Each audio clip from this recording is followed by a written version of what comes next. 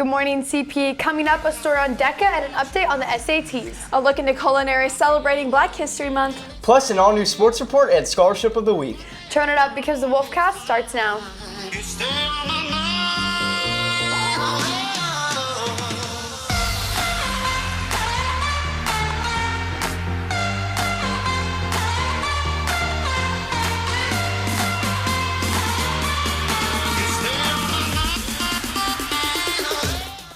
Good morning, Cedar Park High School. I'm Abby Martinez, joined by Jack Polshik and Katie Whitmarsh.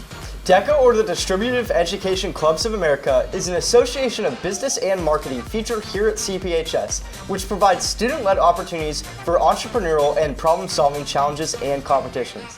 Housing charters in schools and universities across the country, DECA holds regional and national competitions that encourage networking and education. Reporter Ileana Tangarova has more.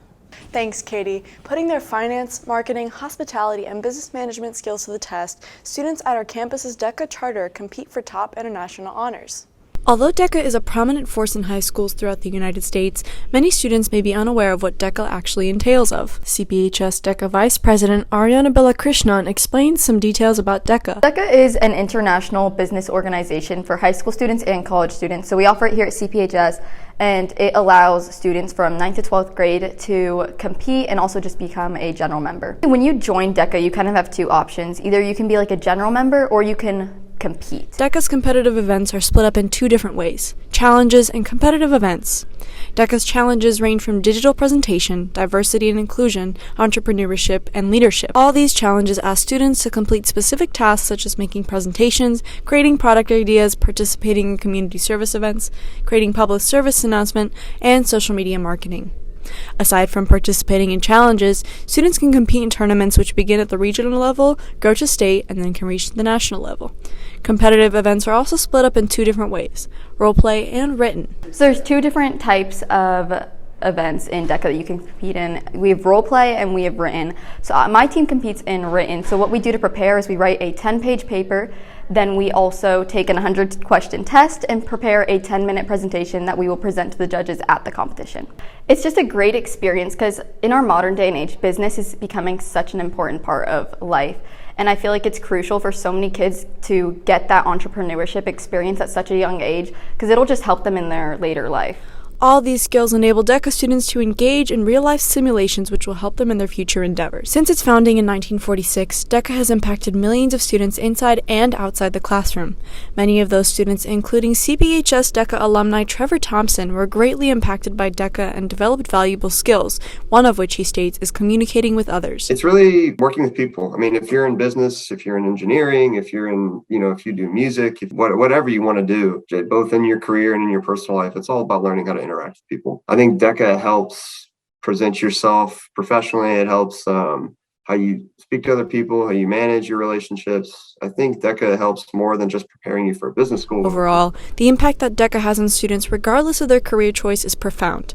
There is a choice for every student whether they want to compete or not. The hard work our DECA students put in was proven last week at state as they became state finalists and placed within the top 10. All in all, the skills learned from DECA are greatly beneficial, and all students interested in broadening their skill set should join. With CPHS News, I'm Ileana Tangarova. Back to you guys. Thanks, Ileana. DECA meetings are every Thursday during Dan and Mrs. Stapleton's room. So if you're interested in joining, feel free to stop by. With Black History Month coming to an end, Culinary honored it by making a teacher luncheon. Last Friday, the culinary students made a lunch for teachers in honor of Black History Month. They made an array of Southern food, including bacon deviled eggs, fried chicken, mashed potatoes, collard greens, and for dessert, key lime pie. Senior Phaeton Smith talks to us about why he planned the meal the way he did. As a kid, I went to a lot of family reunions, and my dad's side of the family, which is Black, they always prepared some type of collard greens or mac and cheese, and there wasn't a lot of fried chicken, but sometimes we'd have the chance to get KFC or someone bring in fried chicken for everyone to eat. So that was a good time in my life, and I wanted to bring that back and let everyone experience my childhood. Culinary hoped that everyone who attended this meal left feeling full and had a little bit more family in their heart. This Wednesday, all juniors will be taking the SAT during the school day as required by the district. Juniors testing on Wednesday have been automatically registered and report to their assigned testing rooms on the day of the test. College Board asked testers to bring number 2 pencils, an approved calculator, and a form of photo ID. Additional information can be found on the College Board or CPHS websites regarding testing accommodations and further questions. Room assignments can be found in the halls or near the AP office. Next, reporter Reagan Hill has the top 3 things you need to know for today.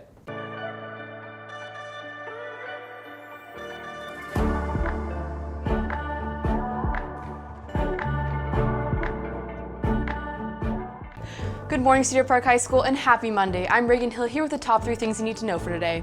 First, Ukrainian President Volodymyr Zelensky said he agreed to meet with Russia on the border of Belarus without preconditions after speaking with Belarus's President Alexander Lukashenko, a Putin ally. Before the meet this morning, Zelensky's office ensured that, quote, all planes, helicopters, and missiles stationed on Belarusian territory will remain on the ground during the Ukrainian delegation's travel, talks, and return, end quote. This happening after President Putin ordered Russia's nuclear deterrent forces on high alert. Next, it's 1 week before the first statewide election since Texas enacted sweeping changes to its voting laws. The law now requires voters who qualify for mail-in voting to provide either their driver's license number or partial social security number. In a voter registration decades ago with their social security number, but applied this year using their driver's license instead, they'd be rejected. Thousands of rejected mail-in ballots are leaving Texas voters unsure of how and whether they will be able to participate in voting. Lastly, British artist Sacha Jafari has prepared the first ever painting to be placed on the lunar surface when it blasts off with NASA later this year. This painting is engraved into a specially designed aluminum gold plate to survive the massive temperature swings on the moon.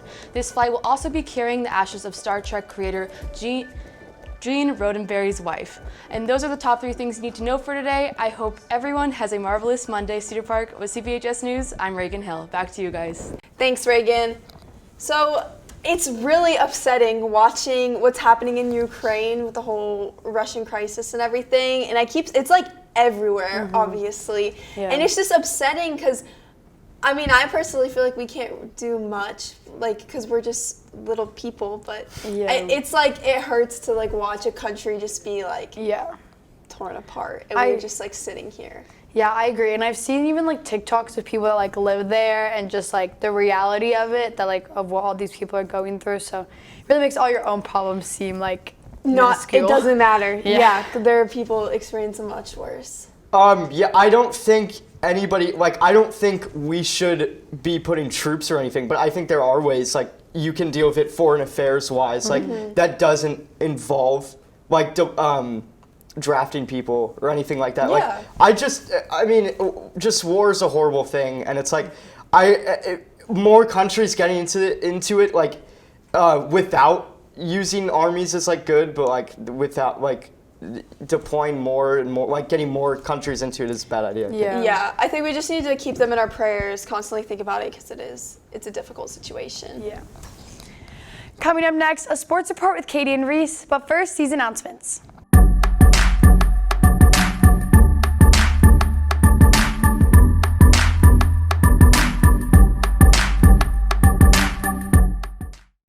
Hello, Cedar Park. Welcome back to the Wolfcast Sports Report. I'm Katie Whitmarsh. And I'm Risa Elizondo. First up, some good news for our boys soccer team. After tying with Liberty Hill earlier in the season, the Timberwolves won their game 2-0. Great job, boys. You will see them back out on the field tomorrow night at Glen High School at 7:15. Good luck.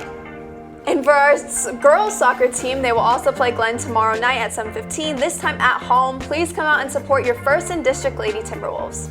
That's right, the girls team is making an impressive streak throughout the district as they haven't lost a game in district play yet. A new sport to talk about today, our girls in softball are up and running. Tomorrow night they will kick off district play against Marble Falls. Playing at Marble Falls, game time will be at 6 o'clock. Good luck, ladies.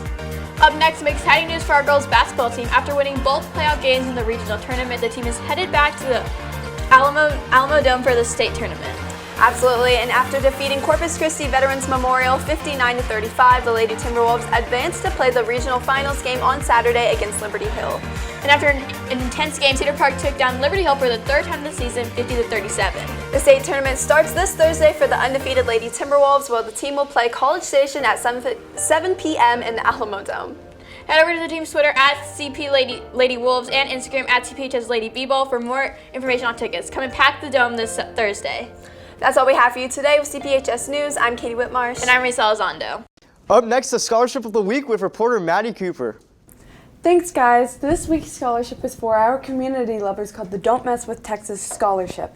Partnered with the Keep Texas Beautiful Foundation, this scholarship will award $5,000 to a high school student who has taken an active leadership role to prevent litter in their community. All applicants must plan to pursue a 2 to 4 year degree in Texas. The deadline for the scholarship is March 31st. Make sure to apply and find out more at don'tmesswithtexas.com. Now back to our anchors.